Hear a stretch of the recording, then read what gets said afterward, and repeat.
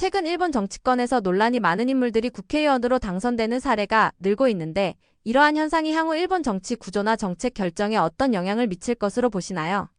최근에 일본에서 정말 크게 화제를 일으킨 정당, 참정당이라고 있습니다. 외국인 배제 정책을 전면에 내세우면서 정말 크게 논란을 일으켰고 화제를 일으켰고 그리고 정말 많은 의원을 배출했습니다. 이번 참여 선거 때. 그것 때문에 일본에서 논란이 되고 있는데 이 참정당 때문에 일본의 다른 정당들도 굉장히 커다란 영향을 받고 있습니다. 이 참정당이 크게 영향력을 행사하다 보니까 이번 참여연 선거 당시에 자민당의 표가 이제 참정당으로 가는 그러한 분위기가 펼쳐지다 보니까 자민당도 부랴부랴 외국인에 대한 정책을 내놨습니다. 그래서 이제 분위기를 보면은 이 참정당 때문에 일본 전체 정당, 일본 전체 정치가 우편향돼가는 그러한 현상이 벌어지고 있습니다. 아무래도 이 참정당이 굉장히 커다란 영향을 끼치고 있는 거죠. 참정당의 급부상은 기존 보수 여당에 어떤 압박을 주고 있으며 그에 따라 일본 정부는 정책 노선을 일부 조정할 가능성이 있나요? 방금 말씀드렸듯이 참정당이 외국인 배제, 이제 외국인 더 이상 받으면 안 된다. 외국인 노동자조차도 받으면 안 된다. 이들 내보내야 된다. 뭐 이런 얘기를 하고 있거든요. 그러니까 이번 참여연 선거 때 자민당도 위기를 느끼게 되니까 급하게 좀 부랴부랴 외국인에 대한 정책을 내놨습니다. 그럼에도 불구하고 참정당한테 꽤 많은 표를 뺏겼어요. 그만큼 참정당이 정말 강하게 좀 이러한 얘기를 하고 있고 그리고 일본 국민들이 여기에 부응을 하고 있다는 증거죠. 그러면서 다른 일본 정당들에게도 꽤 커다란 영향을 끼치고 있고 그러면서 일본 사회 전체가 극우화돼 가는데 참정당이 꽤 많은 영향을 끼치고 있습니다. 이러한 분위기로 된다면은 자민당도 점점 더 이 정책이 극우화될 수밖에 없겠죠. 증거가 나왔으니까 참정당으로 인해서 많은 일본 국민들이 참정당을 지지하고 참정당에게 표를 주고 하다 보면 아무래도 다른 정당들도 이거에 대해서 신경을 쓰게 될 거고 일본 국민들이 원하는 게 그러한 쪽이니까 아무래도 자민당이나 다른 정당들도 좀 그런 쪽으로 흘 가능성이 매우 높습니다. 그리고 실제로 지금 그렇게 현실화돼 가고 있고 참정당과 같은 우익 민족주의 정당이 외국인 배제, 전통 회복을 주장하며 힘을 얻는 현상이 지속될 경우 일본 정부의 다문화 사회로의 전환 시도는 좌절될 가능성이 있을까요? 근데 참정당이 주장하는 거 보면은 이게 어떤 일본의 전통 뭐 이런 게 아닙니다. 보면은 참정당이 내세우는 헌법 개정안 내용을 잠깐 살펴보면은 주권은 국가가 가지고 있다. 황당합니다.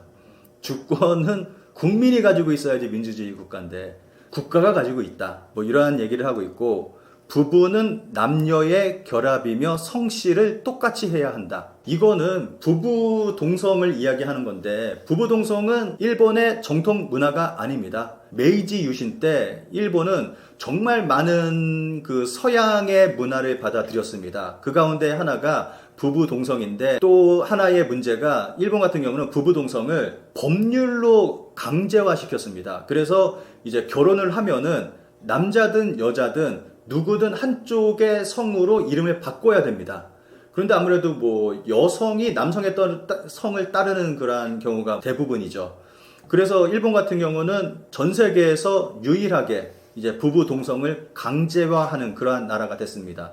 이게 메이지 유신 때 이제 서양 따라한다고 생긴 문화예요. 그러니까 전통 문화가 아닙니다. 그래서 참정당이 이러한 것들을 주장을 하고 있고 그래서 이런 거 보면은 전통 문화가 아닙니다. 뭐 그리고 또 다른 거 보면은 뭐 교육에 있어서 교육 치거 등 애국심 뭐 이러한 것들을 강조하고 있고 뭐 이러한 것들 보면은 이게 전부 다 일본 제국주의 시절 그 당시에 있었던 그러한 것들인데 그걸 그대로 지금 다시 이제 되살려야 된다라고 볼 수 있는 겁니다. 그래서 참정당이 주장하는 것은 이제 다시금 일본을 이제 예전에 제국주의 일본으로 만들어야 된다라고 볼 수가 있습니다. 그리고 다문화 사회에 대한 부분에서도 정말 커다란 문제가 생기겠죠.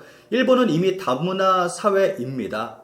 일본 버블 당시 때부터 결혼하지 못하는 남성들이 많이 있어서 그때부터 이제 시골에 사는 그런 남성들이라거나 그러한 남성들이 이제 동남아시아나 이쪽 여성들하고 결혼하는 그러한 사례가 굉장히 많이 있어서 이미 예전부터 일본은 다문화 사회가 돼서 지금까지 오고 있는데 이제 지금 크게 문제가 되고 있는 것은 이제 3D 직종. 일본은 아무래도 지금 또 인력 부족에 시달리고 있는데 3D 직종이라던가 좀 깊이 하는 그러한 직종에는 일본인들이 거기서 일을 하지 않기 때문에 외국인이 없으면은 이러한 직종은 굴러가지 못하게 됩니다. 좀 한 가지 예를 든다면은 일본 편의점, 일본 도쿄 중심에 있는 편의점에 가면은 거기서 알바하는 일본인 한 명도 찾아볼 수가 없습니다. 전부 다 외국인이에요. 특히 서남아시아 쪽, 동남아시아나 서남아시아 쪽 외국인들이 굉장히 많습니다. 굉장히 능숙한 일본어로 일본인보다 더 일본인 같이 친절하게 아르바이트를 하는데 일본에서는 아무래도 편의점이 좀 3D 쪽에 속합니다. 그 돈도 좀 적게 받고 하는 일은 힘들고 하다 보니까 사람들이 꺼려하는 그러한 직종입니다. 그래서 아무래도 도쿄 중심가에 가다 보면은 그 편의점에서 일하는 사람들이 전부 다 외국인입니다. 좀 이런 거 봤을 때 참정당에서 이제 외국인을 받으면 안 된다. 지금 있는 외국인도 내보내야 된다라는 것은 일본의 산업이 굴러가지 못하게 될 겁니다. 그들의 주장대로 이제 하게 된다면은 지금 상황이라면은 한국도 그렇고 이제 외국인 인력도 하나의 경쟁력입니다. 더 좋은 외국인, 이제 그 외국인들을 이제 받아들여서 인력이 부족한 부분에 채워 넣어야 하는데 이것도 하나의 경쟁력인데 이 부분에서 봤을 때 참정당이 주장하는 대로 간다면은 일본은 경쟁력을 상실하게 되는 거겠죠. 대표적인 예를 든다면은 일본의 조선업에 일하는 외국인 근로자들이 한국에 간다고 다들 그래서 굉장히 많은 사람들이 한국으로 들어왔다고 합니다. 한국이 돈을 더 많이 주니까. 이것도 하나의 경쟁력이라고 볼 수가 있는 거죠. 그런 부분에서 참정당의 주장은 말이 안 되는 거죠. 지금 국제사회에서 퇴보하게 되는 그러한 주장을 하고 있는 거죠. 참의원 선거에서 여당이 참패한 이후 일본 정부의 정책 기조나 리더십 교체 가능성이 언급되고 있습니다. 향후 내각 개편이나 총리 교체 가능성은 어느 정도라고 보시나요? 최근에 일본의 총리 관저 앞에서 수천 명의 사람들이 모여서 이시바 그만두지 말아라 시위가 벌어졌습니다. 굉장히 황당한 시위라고 볼 수가 있겠죠.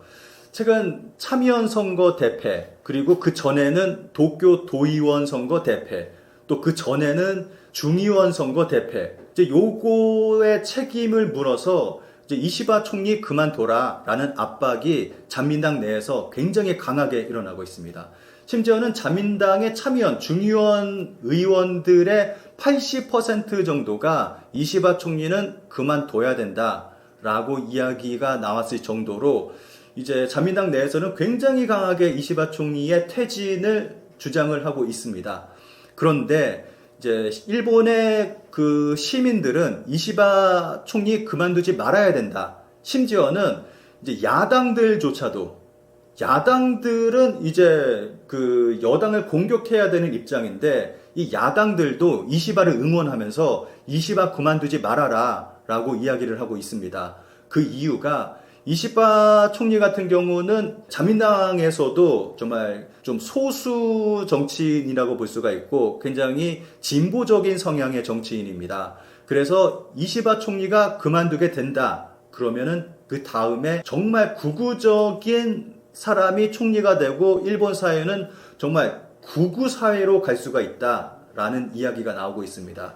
이러한 이야기가 나오는 이유가 있습니다. 지금 현재 일본에서 가장 강력하게 대두되고 있는 차기 일본 총리가 타카이치 사나에라는 여성 의원인데 이 사람이 굉장히 극우적인 성향을 가지고 있습니다.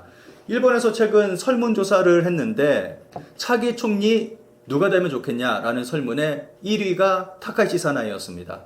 그만큼 일본 국민들의 지지도 있고 그리고 자민당에서 타카이치 사나에를 굉장히 밀고 있습니다. 그래서 만약에 이시바가 퇴진하게 된다라면은 타카이치 사나에가 다음 차기 총리가 될 확률이 굉장히 높습니다.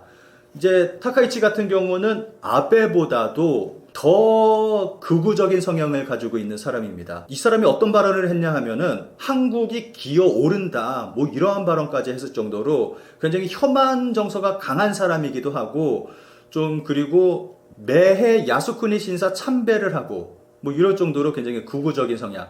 아까 그 참정당 말씀을 드렸는데 참정당이 하는 그러한 주장을 그대로 이야기하는 그러한 사람입니다. 만약에 이 사람이 총리가 된다? 그렇다면은 예전에 아베 총리 시절 그때보다도 더 극우화된 그때보다도 더 혐한 정서가 강한 그러한 일본 정치, 일본 사회가 만들어질 수 있습니다. 그렇기 때문에 이걸 우려해서 일본 시민들이 이제 이시바 총리 그만두지 말아라. 심지어는 일본의 야당까지도 이시바 총리를 응원하는 그러한 상황이 지금 벌어지고 있습니다.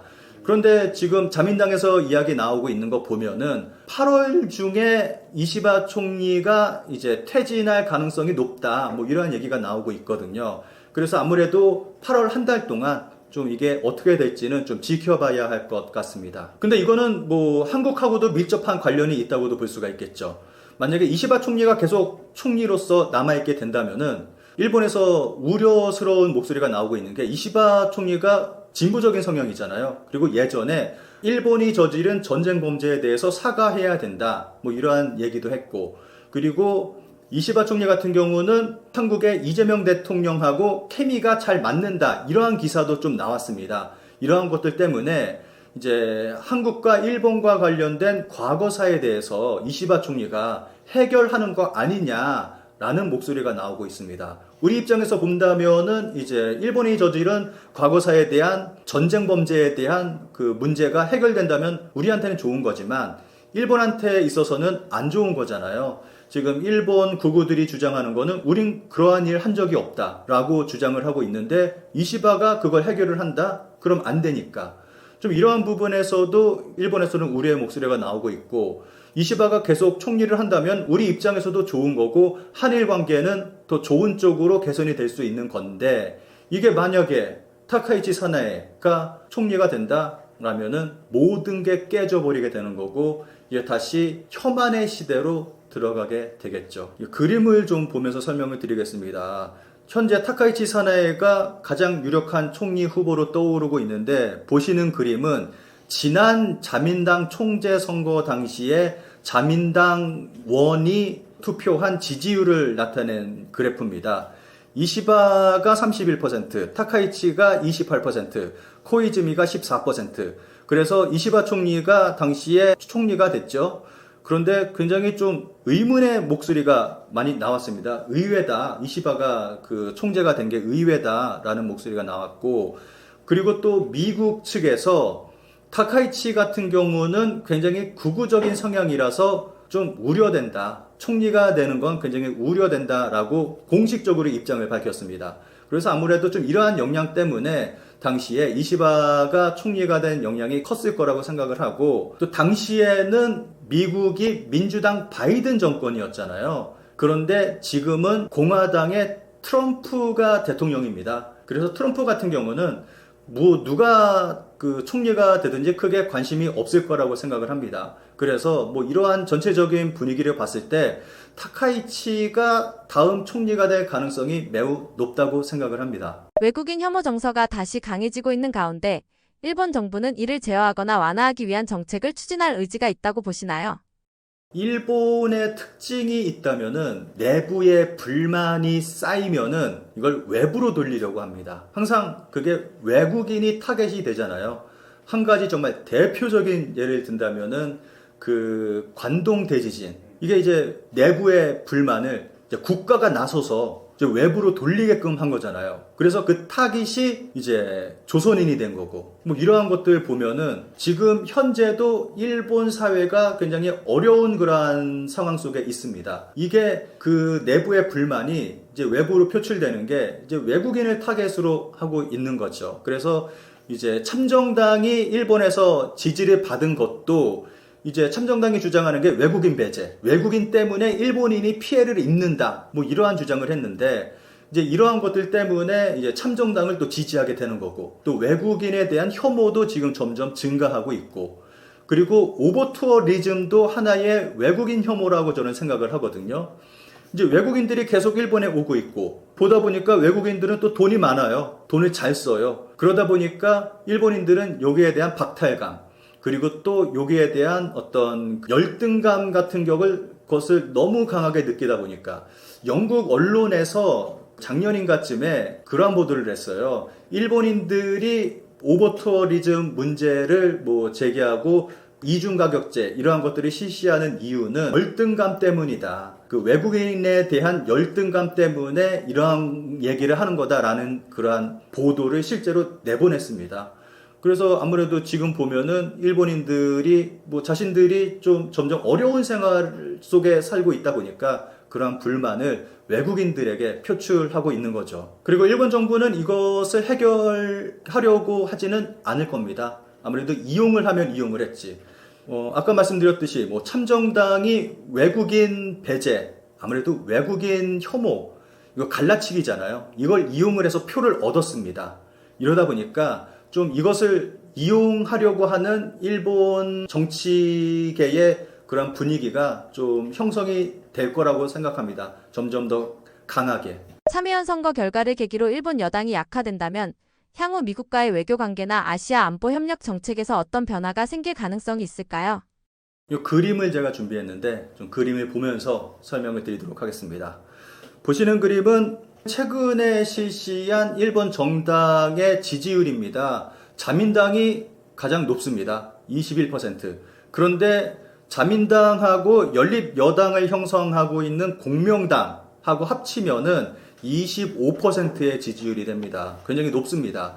그래서 아무래도 일본에서 여당이 약화된다라고는 생각하지 않습니다. 아무래도 자민당이 계속 정권을 계속 쥐어서 갈 거라고 생각을 하고, 만약에 아까 말씀드렸듯이 이시바가 퇴진하고 타카이치라던가 좀 굉장히 극우적인 성향의 그 사람이 총리가 된다면은 아무래도 친미가 되겠죠. 친미, 아베처럼 굉장히 그 굴욕적인 외교, 저자세 외교 하면서 친미적인 성향으로 가는 거는 당연할 거라고 생각을 하고, 그리고 당연히 아시아에서의 그 안보 협력 관계는 굉장히 불안해지겠죠. 여러 가지 문제가 발생하게 될 거라고 생각을 합니다.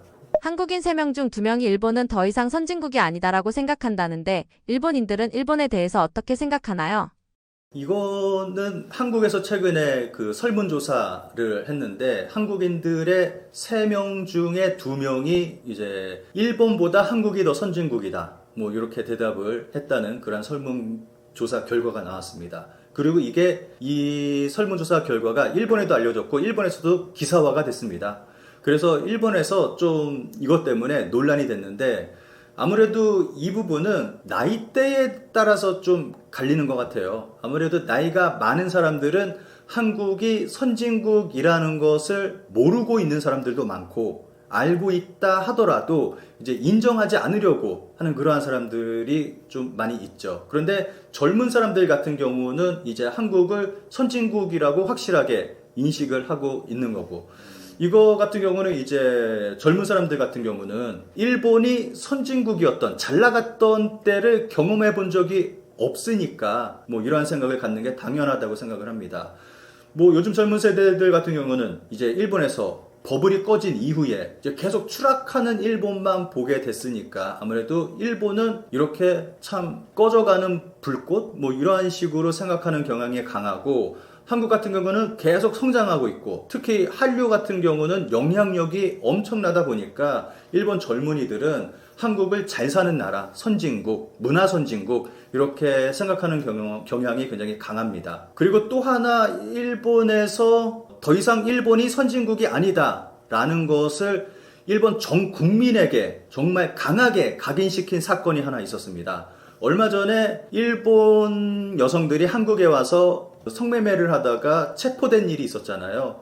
이 일이 한국에서도 크게 논란이 됐는데 일본에서는 정말 크게 논란이 됐습니다. 이게 그도 그럴 것이 예전까지만 하더라도 일본 남성이 이제 한국에 가서 기생관광하고 좀 이런 것들이 굉장히 크게 좀 널리 알려져 있었잖아요. 그런데 이제는 반대로 일본의 여성이 돈을 벌기 위해서 한국에 간다? 이거는 일본 사람들 입장에서는 정말 놀라운 일들이죠. 그래서 이제 아무래도 좀 연령대가 있는 사람들은 이 사건을 보고 아마 정말 크게 그 충격을 받았을 거라고 생각을 합니다.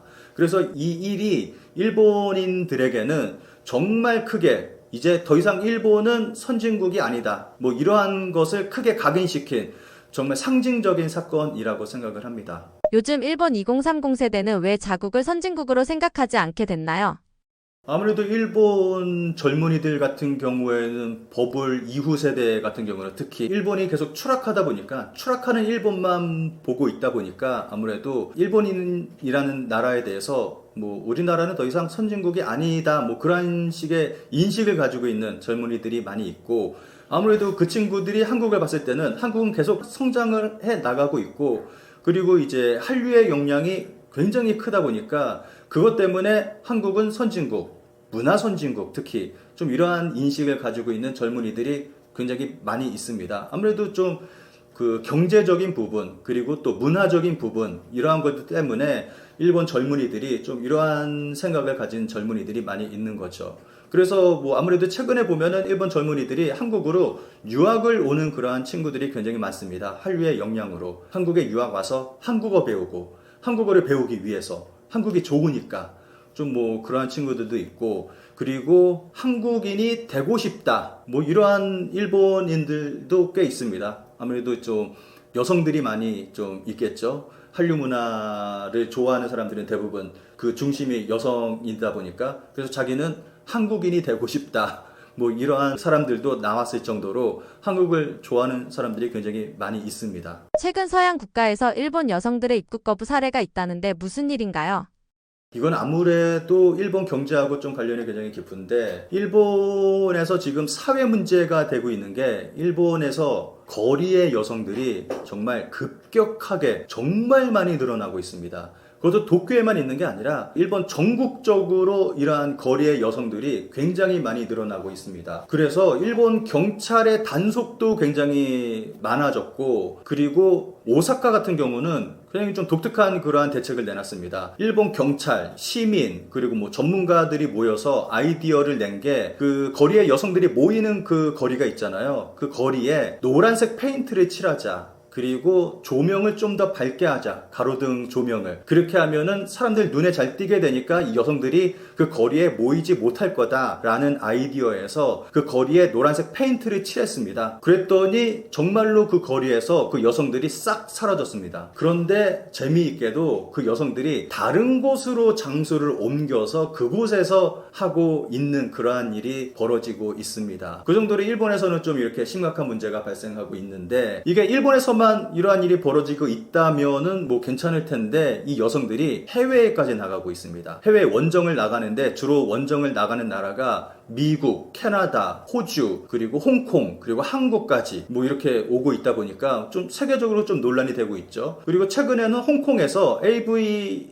여배우가 뭐 체포를 당하거나 이러한 일도 좀 몇 건 있기도 하고 해서 일본에서도 꽤 논란이 되고 있습니다. 일본이라는 나라가 이렇게 됐나? 이렇게까지 전락을 했나? 라면서 좀 한탄하는 목소리가 굉장히 많습니다. 그 가운데서 이제 미국으로 가는 일본 여성들이 많은데 미국 같은 경우는 이 여성들이 많다 보니까 입국을 거부하는 사례들이 굉장히 크게 늘고 있습니다. 그런데 문제는 일반 여성, 정말 선량한 일반인 여성까지도 입국 거부당하는 사례들도 꽤 늘고 있어서 이 문제가 되고 있고 일본에서 이러한 비자 관련해서 좀 상담을 하는 사무소가 있는데 입국 거부에 대한 상담이 코로나 이전보다 현재 한 8배 정도가 그 상담 건수가 늘어났다고 합니다. 그러니까 어마어마하게 미국으로 가려고 하는 그 여성들이 입국을 거부당하고 있다는 거죠. 그만큼 좀 심각한 문제가 되고 있습니다. 정직과 신뢰의 나라였던 일본이 요즘 돈 관련 사기, 특히 속이기가 많아졌다는 이야기가 있습니다. 무슨 배경이고 이유는 무엇인가요? 뭐 아무래도 이것도 경제하고 관련이 있죠.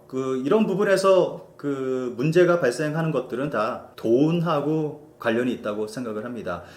최근에 일본에서 벌어진 좀 논란이 됐던, 좀 일본만이 아니라 다른 나라에도 논란이 됐던 그러한 사기라고 할까? 그러한 이슈가 있었는데, 대만 사람인가가 일본에 여행을 갔다가 이제 거스름돈을 받는데, 거스름돈을 받아서 나중에 봤더니 500엔이 아니라 한국돈 500원이었다. 뭐 이러한 사례들이 꽤 많이 지금 나오고 있습니다. 그래서 일본 인터넷상에서는 야, 이거 한국 관광객들이 500원 푼 거 아니냐, 이거 악의적으로 500원을 일본에 와서 사용한 거 아니냐, 뭐 이러한 얘기도 나오고 있습니다. 예전에 이러한 일이 좀 있었잖아요. 자판기 500원 사건. 이제 500원에 좀 구멍을 좀 뚫으면은 일본 500엔하고 이제 무게가 맞기 때문에 그러한 500원 동전이 대량으로 유통이 돼서 일본 자판기에서 대량으로 발견되는 그러한 일이 있었는데, 나중에 알고 봤더니 범인을 잡고 봤더니 중국인이었다. 이러한 일이 있었습니다. 그런데 그것을 이제 한국인이 했다라고 일본에서는 이제 한국인한테 몽땅 뒤집어 씌웠고, 근데 나중에 알고 봤더니 범인은 중국인이었고, 그러한 일이 있었습니다. 그런데 최근에 이제 500원이 나돌고 있다라는 얘기가 나왔는데, 일본 인터넷상에서 좀 댓글들이 좀 달린 게 있는데, 최근에 일본인들이 한국에 가서 500원을 대량으로 환전해서 들어오는 일본인들이 있다. 좀 이러한 댓글이 좀 달리고 있습니다. 그래서 제가 생각할 때는 아무래도 좀 의도적으로 한국에 와서 500원을 환전을 해서 이걸 일부러 사용하는 일본인이 있을 거라고 생각합니다. 그래서 이러한 일들이 벌어지고 있다고 생각을 합니다. 그래서 이 거슬름 돈을 주는 가게 주인도 이걸 알고 주는 건지 아니면 모르고 주는 건지 이것도 좀 의심을 해봐야 된다고 생각을 합니다. 현재 일본의 경제 상황은 어떤가요?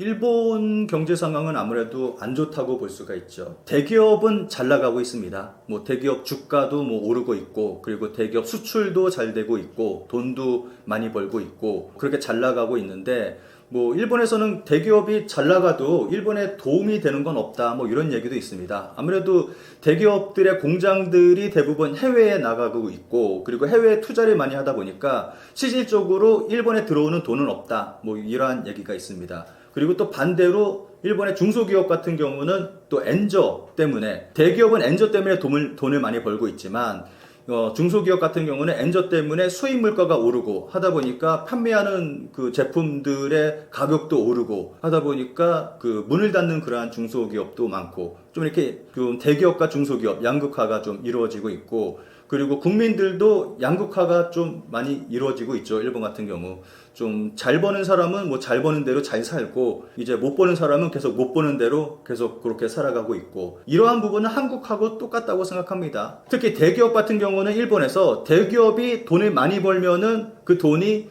이제 일본 국민들에게 그대로 돌아간다, 낙수 효과라는 것을 굉장히 강조를 했습니다.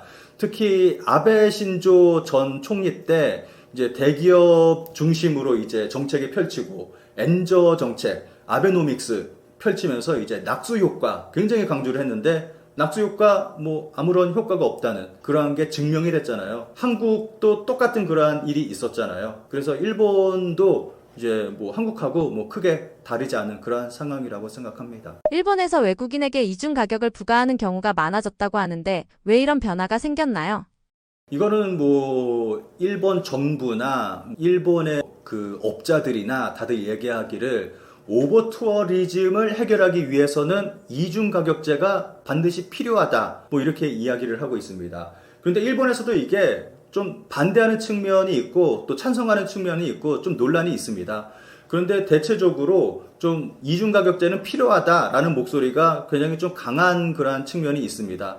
그래서 뭐 오버 투어리즘을 해결하기 위해서는 이제 외국인을 상대로 해서는 좀 돈을 더 받아야 된다라는 이야기가 나오고 있고, 실제로 식당에서 최근에는 외국인한테는 돈을 더 받는 그러한 식당들이 좀 점점 더 늘어나고 있습니다. 이것 때문에 좀 논란이 되고 있습니다. 그리고 일본 같은 경우는 그 숙박세 논란도 있고, 숙박세가 점점 올라가고 있어요. 숙박세라는 걸 만들어서. 특히 그 외국인이 많이 가는 교토 같은 경우는 이제 비싼 호텔에서는 숙박세를 만엔 1박에 10만 원. 그만큼 그 숙박세를 그 매기는 그러한 지자체들이 점점 늘어나고 있고, 그리고 일본 정부는 이제 출국세를 이제 몇 배는 더 올리겠다, 뭐 그러한 얘기가 또 나오고 있고, 그래서 이게 일본에게는 독이 되지 않을까 하는 생각이 듭니다. 아무래도 일본 같은 경우는 가성비로 가는 나라잖아요. 전 세계 사람들이 지금 일본에 몰리고 있는데 싸니까 가는 거잖아요. 저렴하니까, 가성비 좋으니까. 그런데 이렇게 뭐 여러 가지 이중 가격제, 무슨 뭐 여러 가지 세금들, 외국인을 상대로 한 세금들 막 올리고 하면은 이게 가성비가 떨어지다 보면은 나중에는 아무래도 일본에 찾는 그러한 관광객들도 줄어들겠죠. 이 부분은 아무래도 좀 안 좋은 그런 부분으로 가고 있다는 생각이 듭니다.